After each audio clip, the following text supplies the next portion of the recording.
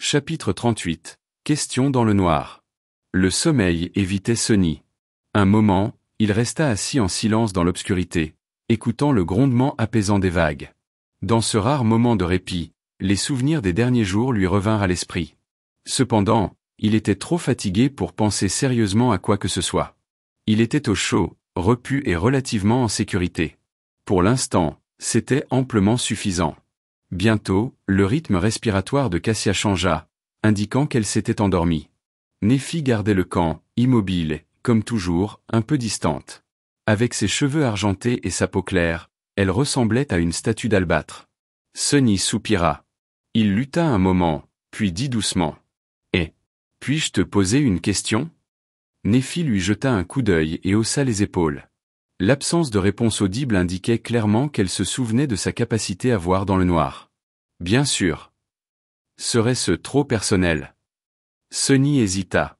Je croyais que vous, les héritages, arriviez avec tout un arsenal de souvenirs hérités. C'est censé être votre principal atout. Comment se fait-il que vous n'en ayez que 3? Nephi resta silencieux quelques instants. En fait, je n'en avais que 2. La corde venait de Cassie. Il haussa un sourcil. Oh! Je vois. Réalisant que sa réponse n'était pas vraiment une réponse, Nephi réfléchit un moment et ajouta. Nous avons perdu la plupart de nos souvenirs à la mort de mon père. Ceux qui restaient ont été vendus un par un au fil des ans, pour maintenir la famille à flot. Cette épée et cette armure proviennent de mon premier cauchemar. Voilà donc ce qui se passa. Sonny réalisa que la chute du clan de la Flamme Immortelle avait peut-être été plus profonde qu'il ne l'avait imaginé. Pourtant, quelque chose n'avait aucun sens. Avec la réputation et le prestige de votre clan, il y avait sûrement d'autres moyens de gagner de l'argent. Sans aucune réaction forte, Nephi dit simplement. Il y avait d'autres raisons. Puis, de façon inattendue, elle tourna la tête dans sa direction. Puis-je vous poser une question en retour? Sonny a avalé. Ouais, vas-y. Nephi pencha la tête. Comment as-tu su que j'étais un legacy? Quoi? C'est tout? C'est simple. J'ai entendu Castor en parler. Il grondait les autres dormeurs pour qu'ils te traitent avec respect. Elle lui fit un signe de tête et se détourna. Sonny ignorait quelle pensée se cachait derrière ses yeux gris et calmes. Un certain temps s'écoula avant qu'il ne trouve le courage de poser la question qu'il désirait vraiment. Mais avant de le faire, il s'assura que Cassie dormait profondément et baissa la voix. Puis-je poser une autre question? Sans obtenir de réponse négative, il a continué. Pourquoi t'encombres-tu avec elle? Un coin de la bouche de Changing Star se recroquevilla légèrement. Pourquoi? Tu ne le ferais pas? Sonny serra les dents, sentant le défaut pousser la réponse véridique hors de sa bouche. Non. Pour être honnête, il voulait croire jusqu'au dernier instant que la réponse serait oui. Mais l'une des choses qu'il avait perdues après le cauchemar était la capacité de se mentir à lui-même. La vérité était impitoyable. Ce n'est pas que Sonny n'avait pas pitié de la jeune fille aveugle ou ne voulait pas l'aider. C'est juste qu'il savait avec certitude que c'était tout simplement impossible. Il était à peine capable de se sauver, et encore moins de porter une personne sans défense à travers le royaume des rêves. S'il essayait, ils mourraient ensemble. Pourtant, il ne pouvait s'empêcher d'être un peu déçu de lui-même. Nephi, cependant, ne sembla pas le juger. Elle ne manifesta aucune réaction. Après quelques instants, elle dit simplement. Parce que je le veux. Parce que, elle le veut. Ce n'était pas la réponse à laquelle Sonny s'attendait. Il était presque sûr qu'elle lui ferait un sermon sur la vertu et la compassion, ou qu'elle lui révélerait un moyen obscur de rendre la capacité apparemment faible de Cassie incroyablement utile. Cependant, elle ne fit rien. Nephi s'attendait à ce qu'il croie qu'elle mettait sa vie en danger, au point de sacrifier une mémoire éveillée de type armure, parce que c'était simplement ce qu'elle voulait faire. Ridicule.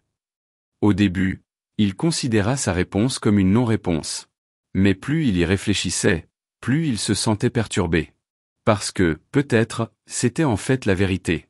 En raison des circonstances de sa vie, Sonny n'avait jamais vraiment agi par envie. La plupart du temps, il le faisait par nécessité.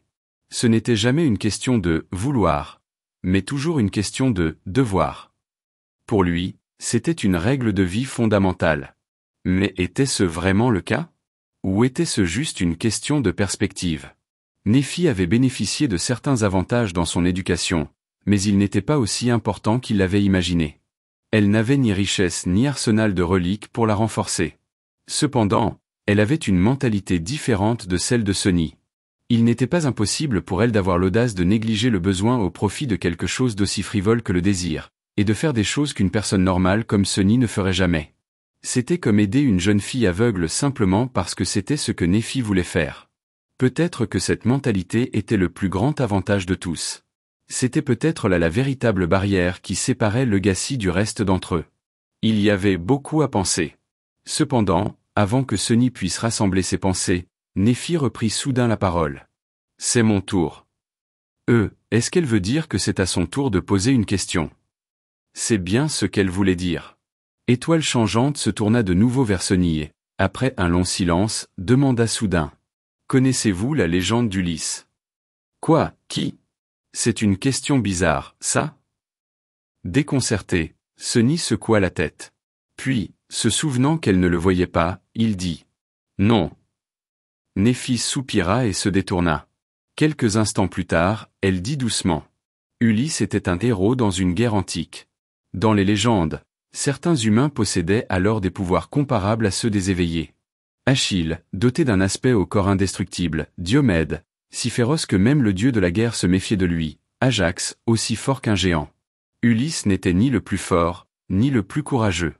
Cependant, il était le plus rusé. Sonny cligna des yeux, fixant la fille aux cheveux argentés. Quoi? D'où ça vient? Pourquoi est-elle soudainement si éloquente? Pendant ce temps, Nephi continuait.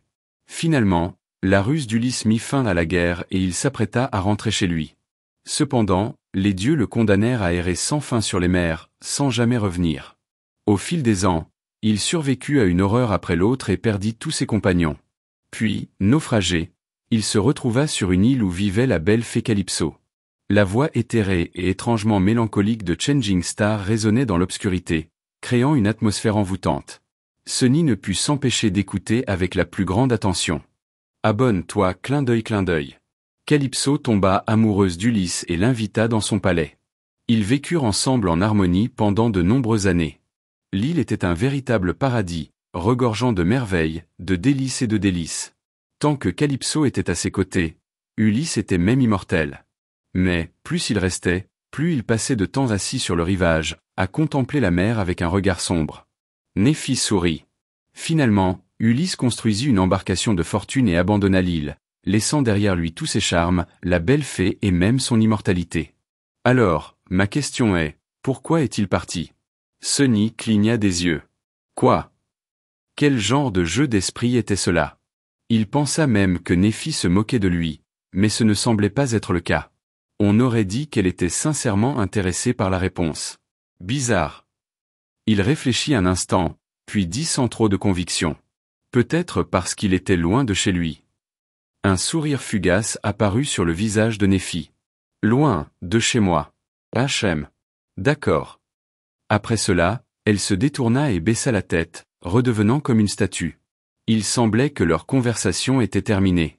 Grondant intérieurement, Sonny s'allongea et tenta de s'endormir. Cependant, l'image d'Ulysse au regard sombre revenait sans cesse dans son esprit. Au bout d'un moment, il murmura. « Alors, il est rentré chez lui ?» « Bientôt, » répondit Nephi. « Oui. » Il retourna auprès de sa femme et de son fils, et ils vécurent heureux pour toujours. Satisfait, Sonny sourit et se tourna sur le côté. Alors qu'il était déjà à moitié endormi, il entendit à nouveau la voix douce de l'étoile changeante.